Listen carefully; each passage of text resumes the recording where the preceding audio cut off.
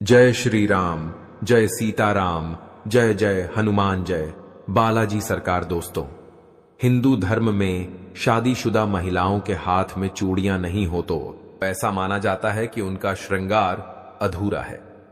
दोस्तों, आज के वीडियो में हम बात करेंगे चूड़ियों के बारे में। प्रत्येक महिला के जीवन में चूड़ियों का बहुत अधिक महत्व होता है, क्योंकि चूड़ियों का सीधा संबंध होता है उनके सुहाग से। धार्मिक मान्यताओं के अनुसार प्रत्येक महिला अपने पति की लंबी आयु के लिए चूड़ियां धारण करती है। यही नहीं, 16 श्रृंगार में चूड़ियों का अपना ही अलग महत्व होता है। लेकिन आज के वीडियो में हम आपको बताएंगे चूड़ियों से जुड़ी हुई कुछ खास बातें जो प्रत्येक सुहागन महिला को पता होना चाहिए। कुछ जरूरी नियम जो आपको चूड़ियां पहनने वक्त ध्यान में रखना चाहिए। साथ ही आपको टूटी हुई चूड़ियां आप कहां रखें और जो पुरानी चूड़ियां हैं उनका अब क्या करें। चूड़ियां खरीदने और चूड़ियां पहनने की सारी जानकारी आज के वीडियो में हम आपको देने वाले हैं। चूड़ियों से जुड़ी हुई कुछ जरूरी बातें आपको सदैव ध्यान में रखनी चाहिए। सबसे पहले आपको बता दें कि जब भी आप चूड़ियों को धारण करें तो आपका मुंह दक्षिण दिशा की ओर ना हो। इस बात का सदैव ध्यान रखेंगे।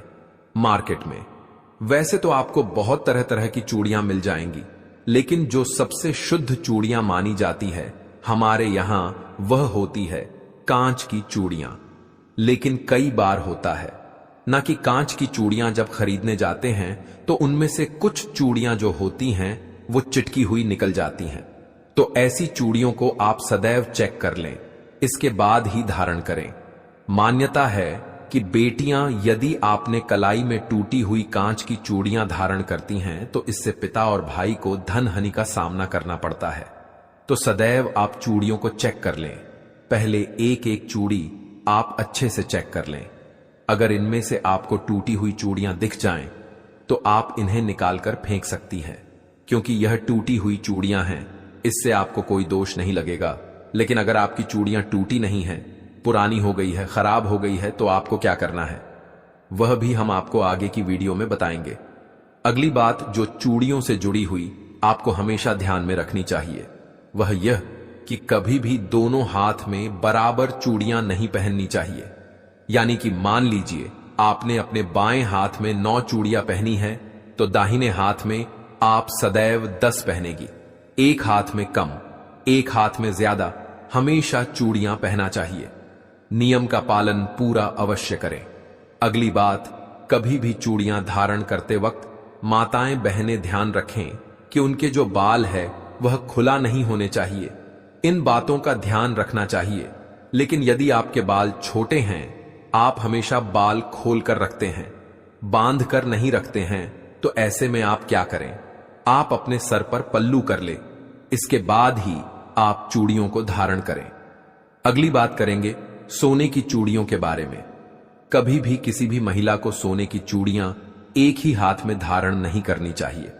कई बार ऐसा देखा जाता है कि महिलाएं एक हाथ में सोने की चूड़ियां पहन लेती हैं और दूसरे हाथ में ब्रेसलेट या हाथ में घड़ी पहन लेती हैं, जबकि ऐसा कभी भी नहीं करना चाहिए। आप जब भी सोने की चूड़ियां पहने तो दोनों हाथ में अवश्य पहने।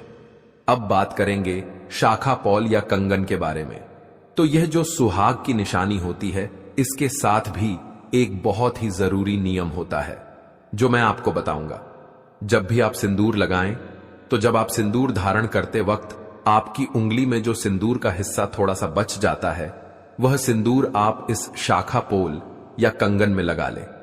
ऐसा कहा जाता है कि इससे सुहाग की उम्र बढ़ती है। तो इस बात का ध्यान रखें, जो भी माताएं हमारी शाखा पॉल धारण करती हैं वह नियम अवश्य करें। दूसरी बात, चूड़ियां अपने आप में सुहाग की निशानी है। अगर आपको बहुत ज्यादा चूड़ियां पहनने से आपको कोई दिक्कत है, चूड़ियां पहनने से जिन्हें एलर्जी हो जाती है, तो अगर आप बहुत ज्यादा चूड़ियां नहीं पहन सकती तो आप शाखा पॉल अवश्य धारण करें। इसके बाद आप चाहे तो 2 चूड़ियां हाथ में लगा सकते हैं, और अगर नहीं भी लगती है तो यह अशुभ नहीं माना जाता। अगली बात, मान लीजिए कि आपने अपने हाथों में बहुत ही सुंदर सुंदर चूड़ियां धारण कर रखी हैं और तभी आपके घर में कोई अशुभ समाचार आ जाता है। अशुभ समाचार बोलने का मतलब किसी के मरने की खबर आ जाती है। तो ऐसे में आप इन चूड़ियों को दोबारा कभी भी किसी भी पूजा पाठ में नहीं पहननी चाहिए। कभी धारण ना करें, क्योंकि यह अशुद्ध हो जाते हैं। मान लीजिए कि आपने कोई नई चूड़ियां पहनी हैं और आप किसी पार्टी में गए हैं, किसी रेस्टोरेंट में गई है, और इन चूड़ियों को पहन के आपने कुछ मांसाहार इत्यादि का सेवन कर लिया। बहुत से लोग मांसाहार का सेवन करते हैं, तो यदि आपने मांसाहार का सेवन किया हुआ है तो इन चूड़ियों को साफ करके दोबारा किसी पूजा पाठ में धारण करें।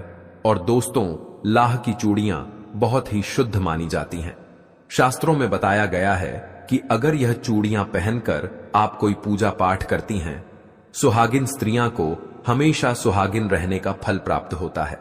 प्रिय भक्तों, हमारे शास्त्रों में बताया गया है कि कभी भी सुहागन महिलाओं या जो कुंवारी कन्याएं हैं, वह सफेद या काले रंग की चूड़ियां पहन लेती हैं। उन्हें भूल से भी काले या सफेद रंग की चूड़ियां नहीं पहननी चाहिए, उससे हमें दोष लगता है। कभी भी सुहागन महिलाओं को काले या सफेद रंग की चूड़ियां धारण नहीं करनी चाहिए। सुहागिन स्त्रियों को सदैव पीले, लाल, हरे, गुलाबी रंगों का चुनाव चूड़ियों के लिए सदैव करना चाहिए। चूड़ियों से जुड़ी अगली बात जो आपको सदैव ध्यान रखनी चाहिए कि अपने हाथ की चूड़ियां कभी भी किसी दूसरी महिला को ना दें, ना ही किसी के हाथ की चूड़ियों को आप कभी खुद धारण करें।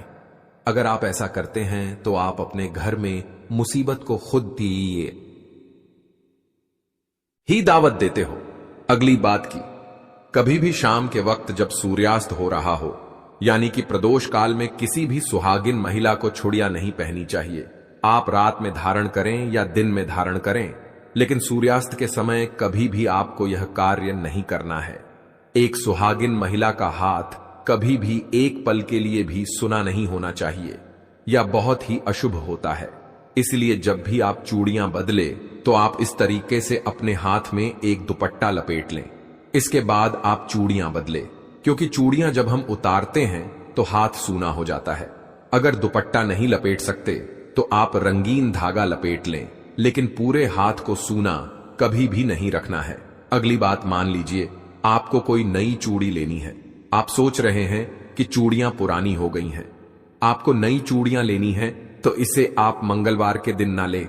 अगर आपके द्वारा संभव हो तो अब शुक्रवार के दिन चूड़ियां लें, यह बहुत ही शुभ होता है। लेकिन मंगलवार के दिन कभी भी चूड़ियों की खरीदारी ना करें। अब बात करेंगे पुरानी चूड़ियों के बारे में। मान लीजिए कि आपकी जो चूड़ियां हैं वह पुरानी हो गई हैं, जो टूट गई हैं। टूटी हुई चूड़ियों को तो आप क्या कर सकते हैं, लेकिन जो चूड़ियां पुरानी हो गई हैं उनका क्या करें? आप उन्हें इकट्ठा कर लें और इन सभी चूड़ियों को बीच से आप एक रस्सी डाल दें या कोई धागा डाल दें और इन्हें आप एक साथ बांधकर इन्हें आप किसी सुरक्षित स्थान पर रख दें। इधर उधर इन्हें फेंकना नहीं है, कम से कम जानबूझकर तो कभी भी ना फेंके। अपनी सुहाग की चीजों को इधर उधर फेंके, इन्हें आप इकट्ठा करके रख ले। और जब भी कभी आप बाहर जाए, नदी किनारे जाए, तो नदी में विसर्जित कर दें। अगर आप पुरानी चूड़ियों को फेंक देती है तो आपके पति पर मुसीबत आने की संभावना बनी रहती है। अगली बात, माताएं जो चूड़ियां पीरियड्स के दौरान धारण करती हैं, इसमें कोई संदेह नहीं कि वह अशुद्ध हो जाते हैं। तो आप जिस दिन अपने बाल धोकर स्नान करती है, शुद्ध हो जाती हैं, उस दिन आप अपनी चूड़ियों को उतार कर रख दें और जो नई चूड़ियां हैं उन्हें धारण करें। क्योंकि जो आप पूजा पाठ करते हैं उस दौरान आपको पीरियड्स के दौरान जो चूड़ियां आपने पहनी हुई हैं उन्हें नहीं पहनना, क्योंकि यह अशुद्ध हो जाती है। तो प्यारी माता और बहनों, यह चूड़ियों से जुड़ी हुई कुछ महत्वपूर्ण बातें जो प्रत्येक स्त्री को, खास करके सुहागन महिलाओं को पता होना चाहिए, क्योंकि यह कोई साधारण सी बातें नहीं है। यह हमारे सुहाग की निशानियां में से एक है, जिसे हम स्वयं मां भगवती को भी अर्पित करते हैं। बहनों और माताओं, चूड़ियों से जुड़ी हुई कुछ महत्वपूर्ण बातें हैं जिनका हमें अपने जीवन में पालन करना चाहिए। सबसे महत्वपूर्ण बात अक्सर घरों में देखने को मिलता है कि विवाहित महिलाएं एक दूसरे की चीज को आपस में शेयर करती रहती हैं। किसी सहेली या रिश्तेदार ने बोला कि तुम्हारी बिंदी बहुत अच्छी लग रही है, तो सर से उतारकर फटाफट उसे लगा देती है। शेयर करना अच्छी बात है, लेकिन कुछ चीज ऐसी हैं जिन्हें शादी के बाद एक दूसरे से शेयर करने से बचना चाहिए। खास तौर पर यह 5 चीज ऐसी हैं जिन्हें एक दूसरे का प्रयोग करने से बचना चाहिए। इन 5 चीजों को शेयर करने का मतलब पति पत्नी के रिश्ते का खराब होना माना जाता है। कहते हैं कि इन्हें शेयर करने से रिश्तों में दूरियां आती हैं और सुहाग एवं सौभाग्य को बुरी नजर लग जाती है। मांग का सिंदूर, आंखों का काजल, माथे की बिंदियां, हाथों की मेहंदी, हाथ की चूड़ी और पैरों की पायल, इन्हें भूल से भी कभी किसी दूसरी स्त्री के साथ शेयर नहीं करना चाहिए। आशा करते हैं कि आज की दी गई जानकारी आपको अच्छी लगी होगी। यदि वीडियो अच्छी लगी है तो वीडियो को लाइक जरूर करें और दोस्तों कमेंट बॉक्स में जय सीताराम, जय हनुमान, जय बागेश्वर धाम सरकार जरूर लिखें।